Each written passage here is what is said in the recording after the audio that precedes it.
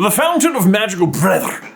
Explained. Hey, brother! Let's talk about the Fountain of Magical Brethren, the gleaming golden statue of witch, wizard, centaur, goblin, and house elf located at the very heart of the Ministry of Magic. It towers above every ministry employee as they arrive to work each day, and despite us, the readers, not spending much time with it, the statue is highly significant and carries a lot of symbolism and metaphorical weight for the entire story, and also like a lot of physical weight because it's made of gold. The statue, of course, does not survive Dumbledore and Voldemort's duel at the end of Book 5 and is later replaced in Book 7 by a truly horrifying replacement of wizards sitting on thrones made of disfigured muggles in their rightful place, as Hermione describes it, which out of context sounds like Hermione is in favor of it, but she's not. And when you read about the new statue, it leaves you appalled and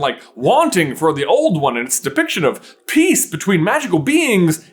And yet, the closer you look, the more you come to realize that while the Fountain of Magical Brethren was certainly, a vast improvement to Voldemort's, domination over muggles, in reality, it was just the lesser of two evils, a convenient lie the ministry told itself and its people about the true state of interspecies relationships within the wizarding world. Which will come as no real surprise when you learn where the statue came from to begin with. A question I bet you didn't think you cared about, but believe me, it's wild. So let's delay no more and dive into the secret meaning and origins of the Fountain of Magical Brethren. Hey, brother!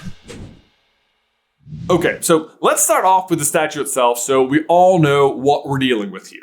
It is first introduced to us in Order of the Phoenix, and Harry describes it like this. Halfway down the hall was a fountain. A group of golden statues, larger than life size, stood in the middle of a circular pool.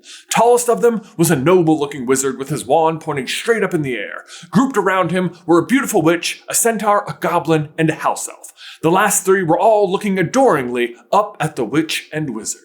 Such a small description, and yet so much to unpack about this single display and what it represents. First is its location, right in the atrium of the Ministry of Magic. It is what everyone who works there at the heart of power in the wizarding world will have to pass by every day, and its larger than life stature makes sure you'll notice it. And on the surface, it's, pretty nice looking statue and tells a very lovely story, apparently representing how all these different magical races exist in harmony. Wow, my voice cracked. Exist.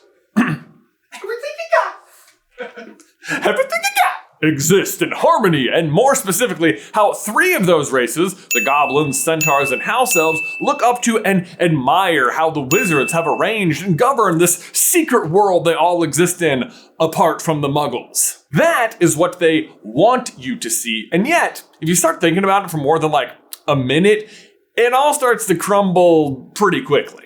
For example, how did they land on these four particular races to represent magical brethren? Are they just supposed to be the intelligent creatures of the wizarding worlds, or the ones that can walk and talk? Well, the book, Fantastic Beasts and Where to Find Them, actually goes into pretty solid detail about classifying beast versus being, and defines being as a being was any creature that has sufficient intelligence to understand the laws of the magical community and to bear part of the responsibility in shaping those laws. Which, okay, fair enough, but then why don't they include things acromantulas and sphinxes?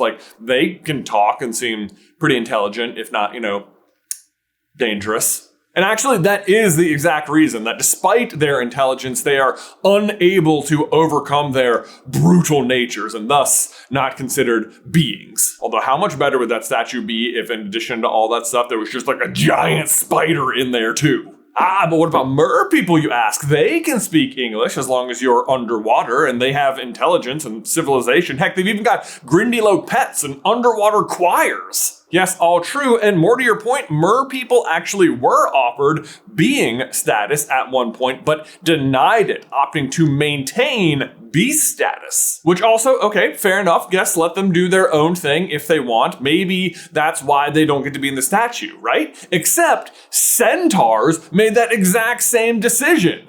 They too objected to some of the creatures with whom they were asked to share being status, such as hags and vampires, and declared they would manage their own affairs separately from wizards. Mars is bright tonight, and all, whatever that means. Actually, we do know what that means, but that's a very different video. You can watch it right here. It's really cool. Basically, the centaur said, thanks, but no thanks. We're just gonna do our own thing over here in the woods. See ya. But now I am also wondering about hags and vampires. Shouldn't they be in the statue if they are beings? And where do werewolves land in this? Do you see the issue? A statue that's anything less than witch, wizard, goblin, house elf, centaur, giant spider, sphinx, mermaid, hag, and vampire is just unacceptable. I'd visit that statue, But the statue is actually a terrible representation of magical brethren in the first place. It doesn't include the scarier ones or the underwater ones, and instead seeks to show how wizards are held in high regard by the other most common known intelligent races. But it's just not true. Even Harry notices it the moment his brain is not, preoccupied with his impending trial. He looked up into the handsome wizard's face, but up close, Harry thought he looked rather weak and foolish. The witch was wearing a vapid smile, like a beauty contestant, and from what Harry knew of goblins and centaurs, they were most unlikely to be caught staring so soppily at humans of any description.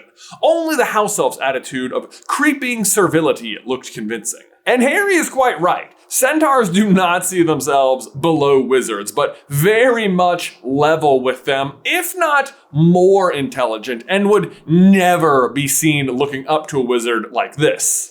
For one, they're way taller. But for two, and more seriously and to the point, Firenze is nearly beaten to death by his herd for appearing to do this exact thing by taking a job at Hogwarts. Then there's the depiction of the goblin wearing a hat, and let me just say that at no point in the series are goblins described as wearing hats, making the hat on the statue seem contrived. And we know for sure they have much beef with the wizards and are largely untrustful of them and continue to fight for the right to carry wands themselves. It comes up plenty, half of History of Magic is learning about goblin rebellions through the centuries. And in Deathly Hallows, Griphook explains the goblins' position within the war. I had the impression the goblins were for you-know-who on the whole. You had a false impression. We take no sides. This is a wizard's war. Meanwhile, you've got the house elves, which do look up to the wizards like depicted in the statue, but it's not out of respect. It's more out of generational conditioning and brainwashing. So ultimately still not a great look. And altogether, this statue serves as a wonderful metaphor for Order of the Phoenix, the book it is most prominent in. Because in Order, the Ministry is really the main bad guy, or at least the main obstacle, and has asked me to remind you, insists that Dumbledore and Harry are lying about the return of Voldemort. Fudge refuses to accept the truth because, as Sirius says, it's so much more comfortable to convince himself Dumbledore was lying to destabilize him. It's not just that he doesn't believe him, it's that he doesn't believe him because he doesn't want it to be true. So instead, the Ministry adopts the facade that Dumbledore is losing his marbles. I don't even remember 5 minutes ago. Which is ridiculous. Everyone knows Dumbledore keeps his marbles in his pockets. He loves Muggle games, But a facade is exactly what the fountain is. A glittering, golden, giant facade that seeks to overlook the truth of the wizarding world, preferring to showcase what they want and believe is and should be true. That everything is fine, we all exist peacefully, and the other magical races love us for making it true. But also, if you disagree with me, you're my enemy and I'll run a massive smear campaign against you. I will have order. Can you imagine that happening in real life? Now, you might sit there and think, I'm reading way too much into this, and that's just the statue. It's probably not what it was supposed to mean when they built it. And yet, I think this was the intent the whole time, because I think I knew exactly who and where this statue came from. Y'all, now we need to take a brief pause before we dive into the insane origins of the Statue of Magical Brethren to give a huge thank you to today's sponsor, BetterHelp. You may know that Ben and I are both huge advocates for mental health and have always used these opportunities to share our own experiences on our own journey for wellness. But one thing we never give proper attention to is the folks helping us along the way. October 10th is World Mental Health Day, and we'd love to take this moment to say thank you, therapists. Obviously, therapy is something we believe very strongly in, but each of our own journeys wouldn't be possible without those who study, listen, think, and reflect on our experiences alongside us and help light the path forward.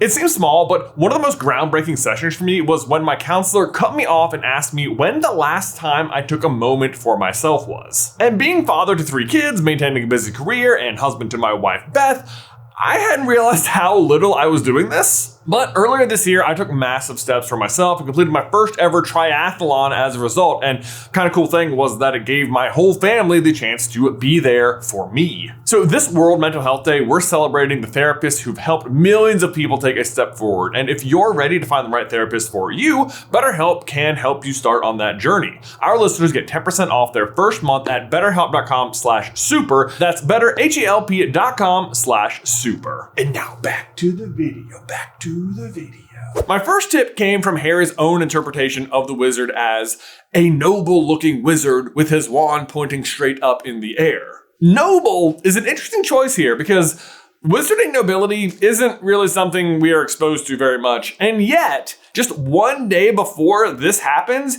Harry was studying a certain family tree aptly named the Noble and Most Ancient House of Black. And so as far as I can tell, Harry's reference point for what a noble-looking wizard would look like comes from the Black family tree. And that plus maybe some good old recency bias got me wondering, could the wizard in the statue be a member of the Black family? And sure enough, just one chapter back, we learned that the Noble and Most Ancient House of Black are confirmed donors to the ministry. And in a dusty box, an Order of Merlin First Class that had been awarded to Sirius's grandfather for services to the ministry.